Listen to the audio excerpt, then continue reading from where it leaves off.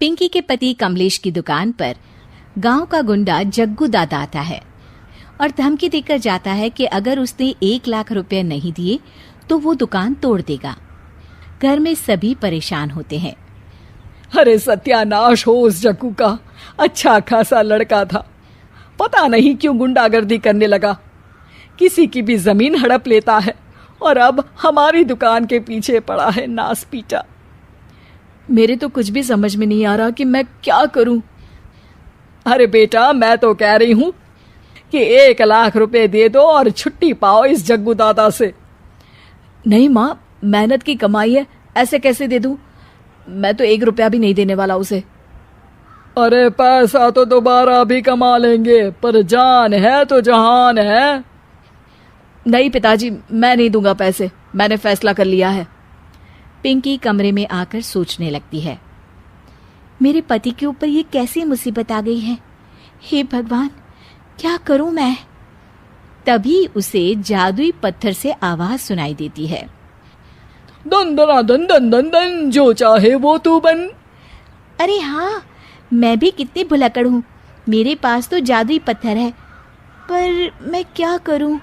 जग्गू दादा तो बहुत बड़ा गुंडा है, उसका सामना मैं कैसे कर पाऊंगी? पर मुझे ये करना ही होगा। पिंकी प्लान बनाती है और उसे एक आइडिया आता है और वो आइडिया वो सबको बताती है।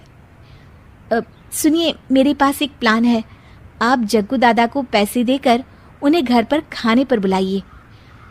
सब ये सुनकर दंग रह जाते हैं।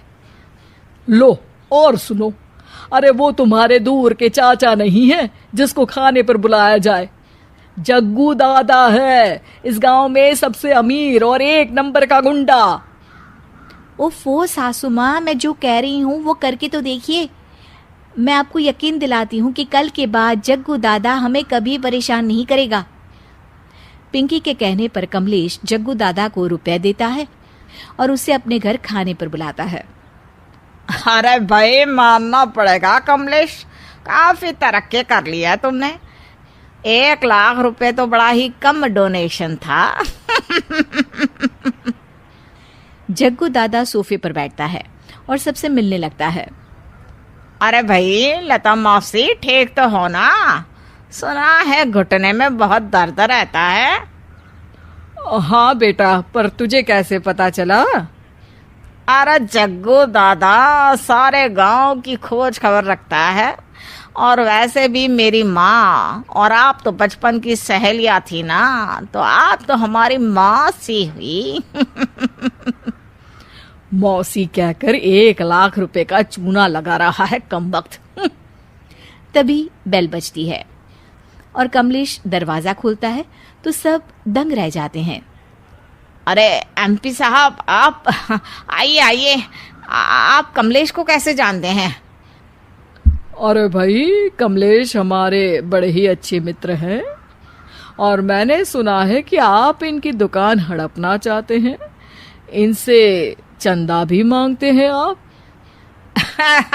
अरे एमपी जी, वो तो बस थोड़ा धंधे में मंदी चल रही थी तो गांव वालों से थोड़ी मदद मांग ली। देखो जग्गू दादा, होंगे दादा तुम अपने घर के, ये हमारे पहचान के लोग हैं, इनके साथ तुमने कुछ भी उल्टा सीधा किया तो सीधा जेल में डाल देंगे, समझे? फिर वहां बाकी कैदियों से चंदा मांगते फिरोगे क्या? जग्गू घबरा जाता है और वहां से जाने लगता है। जी जी एमपी जी, समझ गए, हम चलते हैं, हमें माफ कर दो कमलेश बाबू। अरे बेटा, खाना तो खा लेता। अरे जग्गू। जग्गू दादा को भागता देख एमपी के रूप में बदली पिंकी हंसने लगती है और सब एमपी के पास आते हैं और उनका धन्यवाद करते हैं। आपको कैसे पता चला एमपी साहब कि जग्गू हमें परेशान कर रहा था? आपकी बहू पिंकी है ना, बड़ी ही समझदार है, वो मेरे ऑफिस आई और मुझसे मदद मांगी। क्या पिंकी ने यह सब किया? पिंकी अपने रूप में वापस आ रही होती है। अच्छा, मैं चलता हूँ, मेरा मतलब है। अरे ऐसे कैसे, आप बिना खाना खाए नहीं जा सकते, आइए आइए। नहीं नहीं, फिर कभी, मुझे जाने दीजिए। पिंकी भागती है।